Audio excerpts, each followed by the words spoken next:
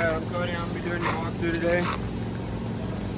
First things first, you're going to, after you get it unhooked from the vehicle, you're going to lift it up, level it out with the tongue jack. They don't have a level on it, so you could get a little torpedo level from Walmart or Home Depot or somewhere. Either set it on the A-frame here or set it right inside the door. And then once you level that, then you got the 4 stabilizer jacks on every corner. Then you start at one corner, you're gonna run it down and then work your way around. And then once you get them all down, just go back and snug all of them up. They're not for lifting up the coach, they're just for stabilizing it, so.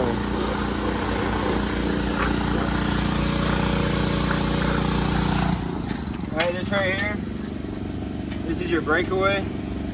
So pretty much it's your last line of defense.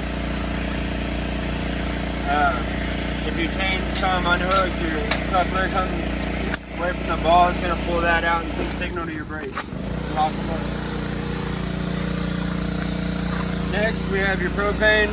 So it's pretty simple. Whenever you're using it, make sure you open them all the way. And then when you're not using it, I always suggest to turn them off and undo the pigtails. And then burn off whatever you have left in the system on the stove. Same thing when you go to hook them back up or after you get done refilling them and hook them back up, always turn them on. Go light the stove first before you light any of your appliances on LP. That way the air in the lines don't cause the end not to light. Alright, your regulator. So it's a dual. So it's an automatic regulator. So with that being said, you can open up both tanks and it'll draw equally from both tanks. But I always suggest to whatever tank you're going to use, just use one tank. Whatever way this is pointed is which tank you're going to be drawn from if you're only using one tank. And then that way, once this one runs out, you know you still have a full tank versus being out of propane.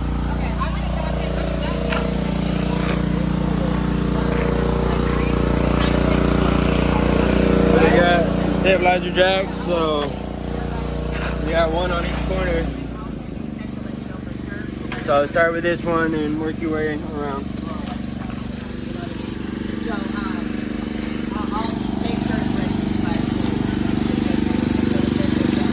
Alright, here's where your 30 amp cord comes out.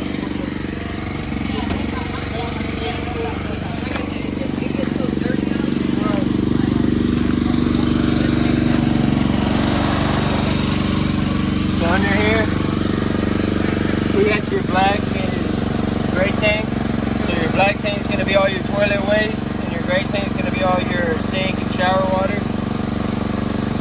So never leave the black tank valve open, always leave it closed. You want to wait until it reaches about 2/3 full, and then dump it. That way, you don't have any issues with your tank as far as the sensors reading wrong and stuff like that.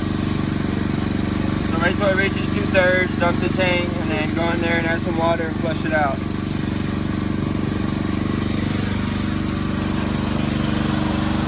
Here's your hot water heater. Not really too much to do in here. If you're going to leave it in storage for any long period of time, you're going to want to drain all the water out of everything.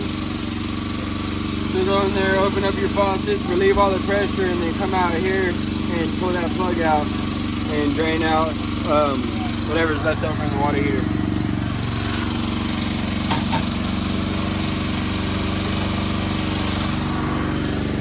So this cable hookup right here is for if you're at a park or a campsite and they have cable, you just hook it up there and then you get whatever channel is inside. This is your city water connection. So you just hook the water hose up to that. I always do recommend getting a water pressure regulator. You can get them from Walmart or any RV place. It just regulates the pressure down to like 50 psi. Keep your lines all good.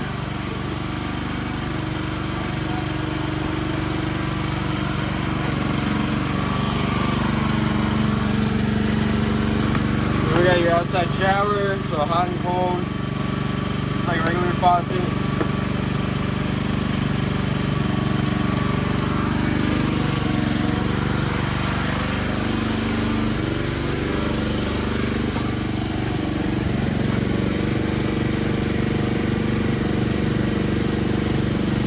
Alright, so right here, this is gonna be if your slide motor goes out, this is how you're gonna manually retract the room or get the room out. You got a crank handle in the front compartment. So one's gonna be for your stabilizers, and the other one with the slot in it is gonna be for your slide outs.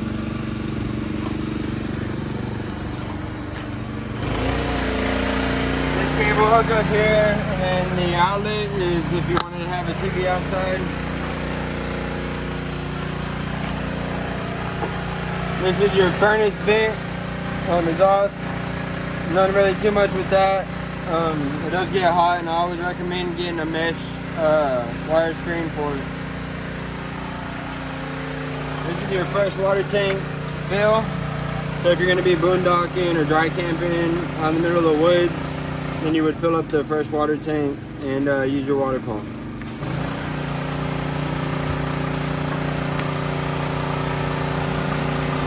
So if you look down here, that blue line with the white cap on it, that's going to be your fresh water tank drain. So if you're going to not be using the fresh water tank, always pull the cap off and drain it out. And here's the manual for your front slide out.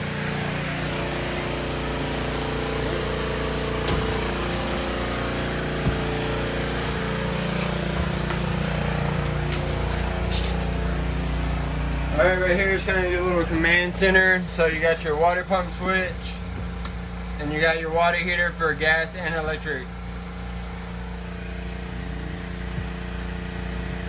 So with the gas, the reason I tell you to go and light the stove first before you try to light any appliance is because your fridge, water heater, furnace, all the gas valves, they'll try to light 3 times, and then after the 3rd time, they'll time themselves out.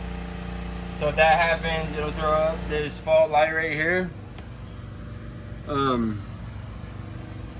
if that does happen, just go light your stove, go check, make sure you have propane in the tanks, and then come back, turn it off, and turn it back on, and it should light. Alright, the rest of these are going to be, so you got your battery level, so empty, low, fair, good and charging. And then you got your fresh tank, empty 1/3, 2/3 full, and then the same with your black and your gray. And then your electric switch here. Then we got your front living room slide. So once you hear that da-da-da-da-da, stop. Don't keep going or you're gonna shear the teeth off the gears. Same going in or out. And this other switch here is for your awning.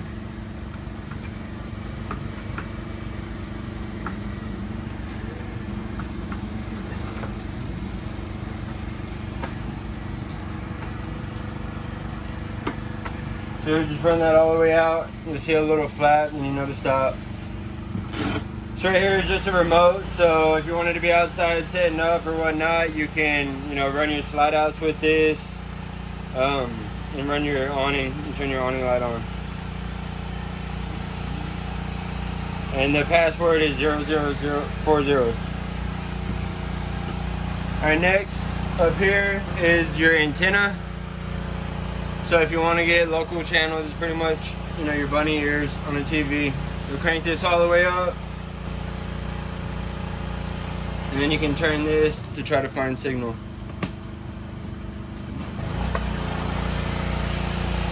Alright, next we have your awning light and then your porch light. And then all your outlets are GFCI protected. So if none of the outlets are working, come check your GFCI, make sure that's not tripped. And then you also have a breaker in the breaker box.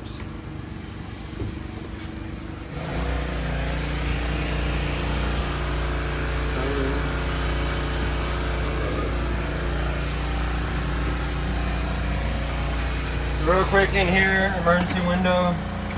Hopefully you never have to use it, but if you do, you're gonna take this, shove this all the way out, and then pull the screen off and jump, tuck and roll. Alright, we got a futon here, so pretty much just pick up on it and it lays down. All your lights all have a button that turn them on and off. They don't have a switch. The dinette pulls down to a bed tube.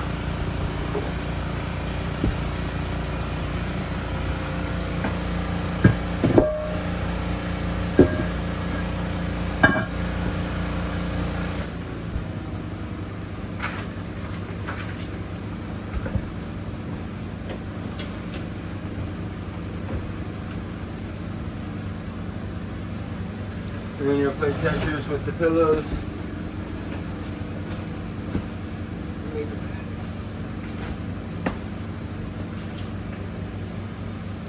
Alright, stove. It's pretty simple. Whichever one you want to turn on, turn it to light, and then crank it up.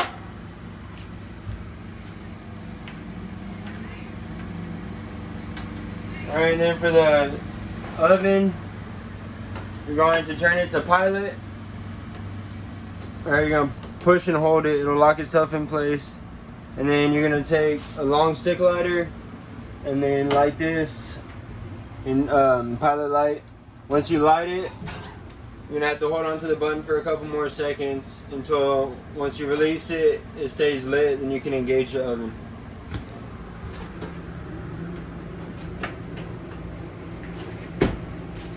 Alright, this is your LP detector and CO2 detector.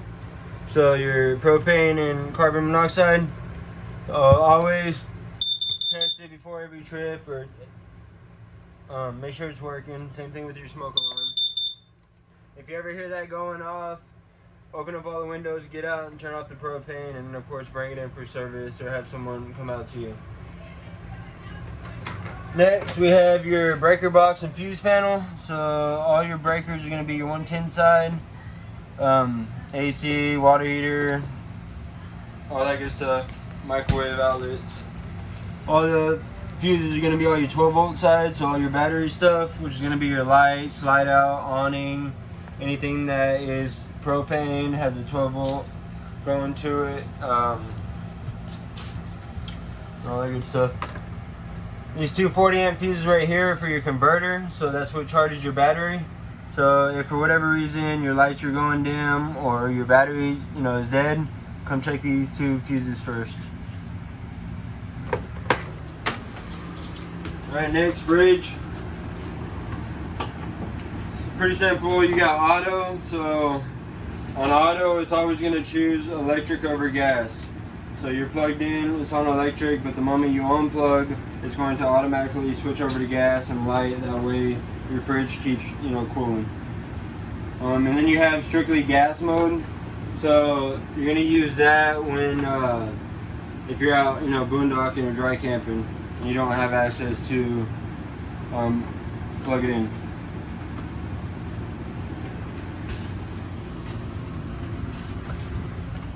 Alright, thermostat, so cool.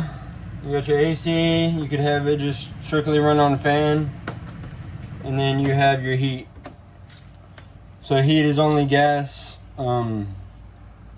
it's gas only. And then you got your fan mode over here, so you can have it run on auto cycle, or you can have the fan constantly on.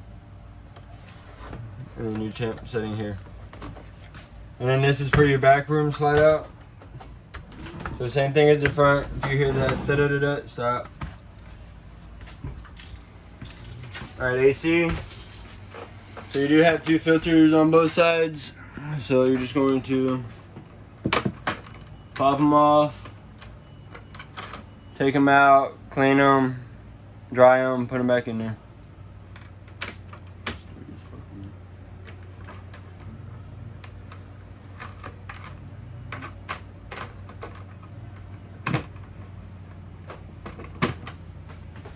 And then all your AC ducting is on the roof, so you can either have it direct blow up from here, or you can close it and have it, circulate throughout the whole coach.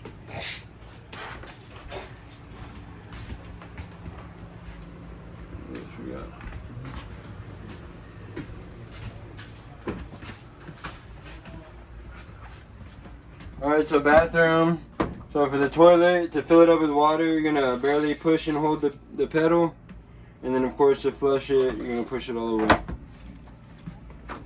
And then you have another GFCI here in the bathroom.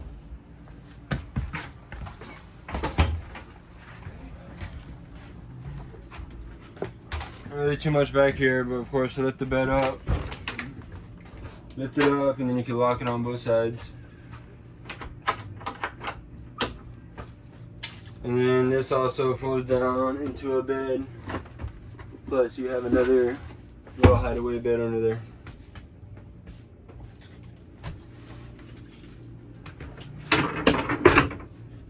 You got another emergency window here. It's the same thing. Push it out, pull the screen off.